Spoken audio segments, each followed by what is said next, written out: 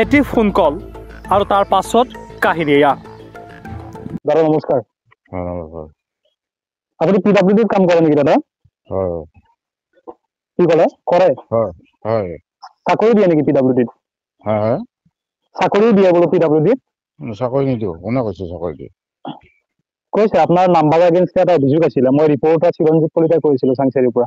চাকৰিটো নহয়, ইয়াতে আমাৰ এই কামৰ কাৰণেহে কৈছিল।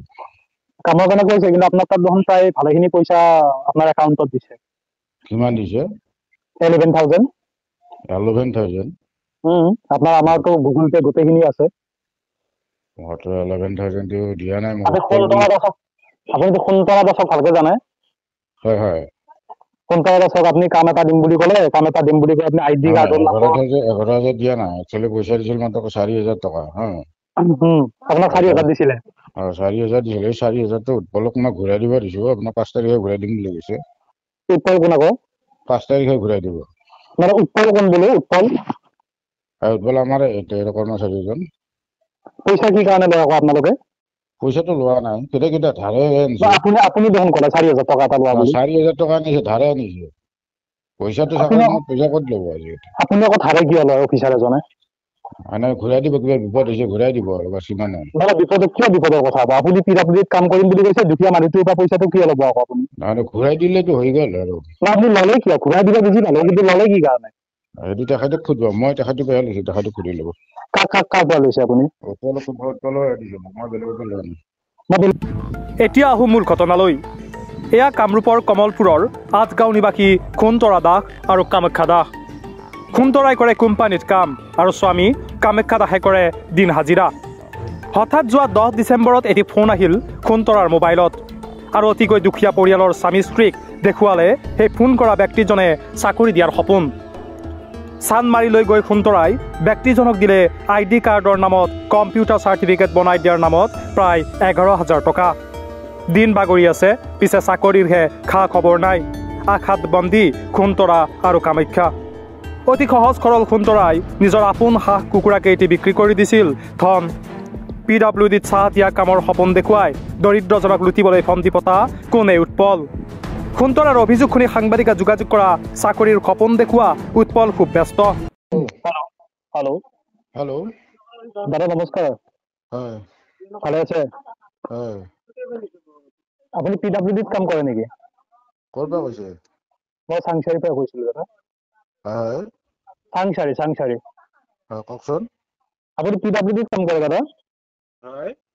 PWDত কাম কৰে চান্দমাৰীত? অলপ গধূলিকে কৰকচোন, বেয়া নাপায়। না ব্যস্ত আছে গম পালো। 1 মিনিট লৈছো আপোনাৰ পৰা। কি ক'লে? 1 মিনিট এটা লওঁ বোলো আপোনাৰ পৰা। কি ক'লে? বোলে 1 মিনিট এটা লওঁ আপোনাৰ পৰা। গাড়ী চলাই আছিলো, ব্যস্ত হৈছিল। আপুনি গধূলি মই নিজে কল বেক কৰিম। ঠিক আছে, হ'ব। অভিযোগত নাম সাঙুৰ খোৱা পংকজে হেনো হাৰতহে লৈছিল সোণতৰাৰ পৰা ধন। সাংবাদিকক জনাই এই কথা। মুঠতে অংক জংক পংক। সোণতৰা আৰু স্বামী কামাখ্যাক ঠগন দিয়াৰ এয়া নেকি এক নতুন পন্থা? এনেদৰেই চাকৰি দিয়াৰ নামত আকৌ বেহা পাতিছে নেকি এই দুই পংকজ আৰু উৎপলে? News desk report RB365। দিন মোৰ ফোন আহিল দুপৰীয়া। ফোনটো আহোঁতে মই ফোনত কথা পাতিলোঁ। পাতাতে মোক কাম দিম বুলি ক'লে। কৈছে কাম বিচাৰি থাকিব নালাগে, কোম্পানীত যায় কেনে সদায় ফিৰি থাকিব নালাগে, আমি কাম দিম। PWDত চাহ দিয়া কাম। মই ডকুমেণ্টখিনি দি দিলোঁ। ডকুমেণ্টখিনি দিওঁতে মই পাই কাৰ্ডৰ নামত 500 টকা এটা দি দিলোঁ দুজনৰ মাজত। দিয়াতে আহিলোঁ, আহি কাৰণে মোক জালুকবাৰীত ফোন কৰিছে। ছাৰ বুলি কৈছে ছাৰে কথা পাতিব, তুমি কথা পাতিলোঁ পংকজ দাৰ লগত। পংকজ দাই ক'লাক যে আমাৰ সেই ডিপ্ল'মাৰ নামত 3,000 টকা লাগিব আৰু আই কাৰ্ডখনৰ নামত 250 টকা। তোমাকতো উৎপলে ক'লাকে অলপ ক'লাক, কিন্তু মই উৎপল কোন? আপুনি প্ৰথম লগ পোৱা জন আৰু উৎপলে ফোনত লগাই দিলে পংকজ বৰ্মন। তাৰপৰা সপোন দেখালাক কি আৰু ল'ৰা 2জন লাগে। ল'ৰা 2জন যেতিয়া লাগে এতিয়া মালিকে ক'লাক বেলেগনো কেনেকৈ দিম, মোৰে দি দিওঁ। দিলাক মালিকৰ হেনো। এতিয়া মই হাঁহ বিকি কেনে মই পইচা দিলোঁ মালিকৰ। দিয়াতে ফোনটো তোলোঁ। ফোনটো মালিক কয় আজি আহিবা নালাগে, কালি আহিবা বুলি ক'লি। কালি যাব বুলি কয় তোমালোকক আমি আজি আহিবা দিয়া নাই, নতুন বছৰ আহি আছে 2 তাৰিখৰ পৰা জইন কৰা। এইটো কেতিয়াৰ কথা? এইটো যোৱা হেৰি প্ৰায় 25 তাৰিখ। 25 তাৰিখে ফোন কৰিছে আৰু কৈছে 2 তাৰিখে তোমালোকে জইন কৰা।